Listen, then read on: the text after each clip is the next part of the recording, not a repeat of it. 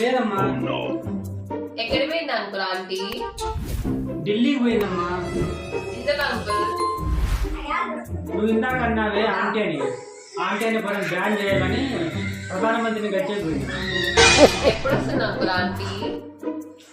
Aunty అనే పదం ప్రభుత్వం బ్యాన్ చేయగానే వస్తుందమ్మా. ఒకవేళ బ్యాన్ చేయకపోతే? బ్యాన్ చేయకపోతే ఆమరణ నిరాహార దీక్ష చేస్తుందట. అప్పుడు బహుశా రాకపోవచ్చు.